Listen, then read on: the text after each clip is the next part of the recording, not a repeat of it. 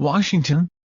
As the majority whip in the House, Representative Steve Scalise is known among his Republican colleagues as a pleasant, persistent force, who gently checks back to see whether a lawmaker who has repeatedly said, "Nope, not with you," on a coming vote has had a change of heart. Back home in southern Louisiana, Mr. Scalise hangs his own Christmas lights on his modest house in suburban Jefferson while his security team idles nearby, pads around Sam's Club with his honey-do list on Saturdays, and continues to knock on doors for votes, even though he has few challengers these days. In both places, Mr. Scalise is known for his passionate love of baseball and for the annual Congressional Baseball Game, a Washington tradition in which Republicans play Democrats for charity. His office is decorated with photos of him playing in previous contests, and he is a fixture at practices. He was standing at second base during one of those practices on Wednesday outside Washington, one day before the game, when a gunman opened fire, wounding Mr. Scalise and at least 3 others, the authorities said.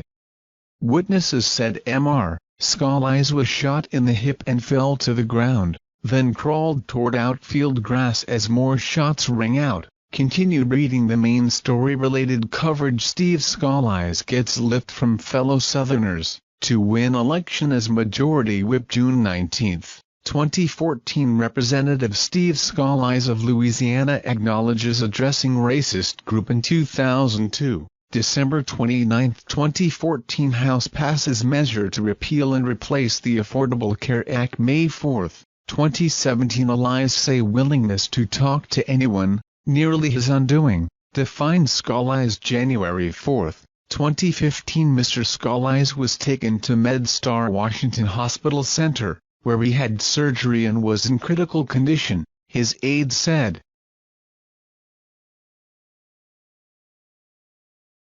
Steve loves and passionately looks forward to the congressional baseball game, said Jason Hebert, a Republican political consultant who has worked with Mr. Scalise for years.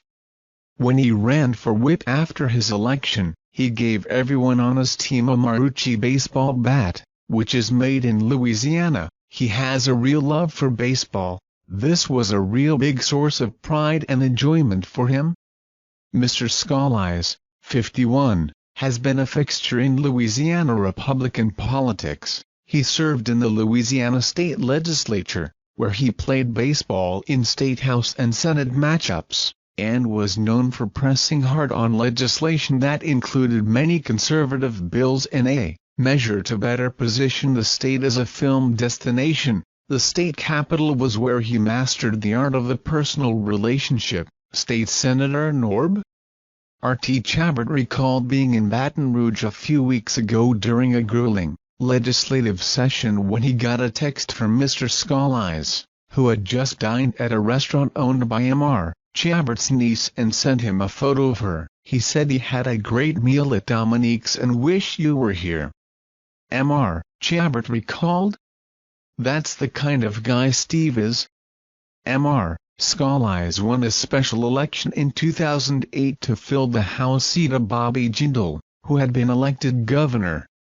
In Congress, Mr. Scalise quickly and quietly amassed power among a diverse group of House Republicans, in spite of the most conservative wing's persistent chafing at what it saw as his establishment wing persona.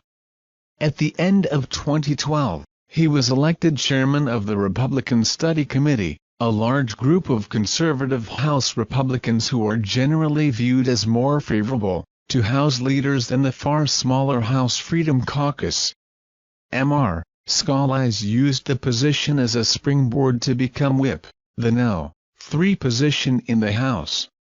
Mr. Scalise seemed poised to rise in House leadership after Speaker John A. Boehner announced in 2015 that he would retire, but a bid by Representative Kevin McCarthy of California, the majority leader, to replace Mr. Boehner was scuttled and Mr. Scalise stayed put. He was somewhat hobbled by revelations that year that he had addressed a group of white supremacists, affiliated with David Duke in Metairie, Louisiana, about a dozen years earlier.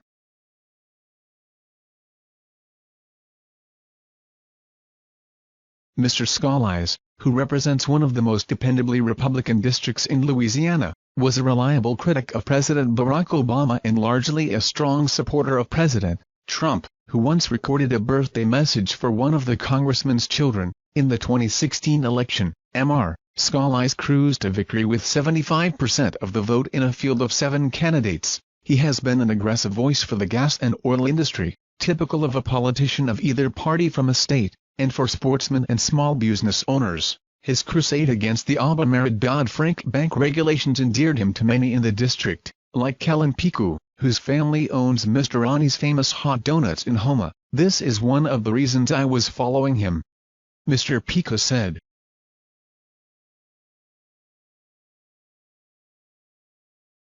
Mr. Scalise, who can be seen after House votes cheerfully plowing through the Capitol like a bobcat on the hunt for his next meal, is popular among his colleagues, who say he refrains from the sort of hardball tactics that whips sometimes use to wring out votes. He generally tries to use a soft glove approach, said Representative Charlie Dent, Republican of Pennsylvania, who resisted voting for a health care bill that the White House deeply wanted to pass. "He is relentless even if you've told him no. I was a no on health care, but that didn't stop him from coming up again and asking."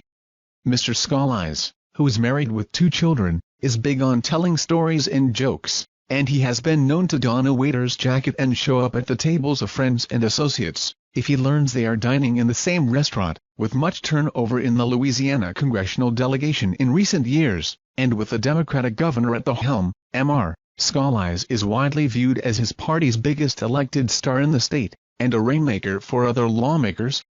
"Steve just has the golden touch," said Brian Trasher, a lobbyist in New Orleans with long-lasting political ties to Mr. Scalise.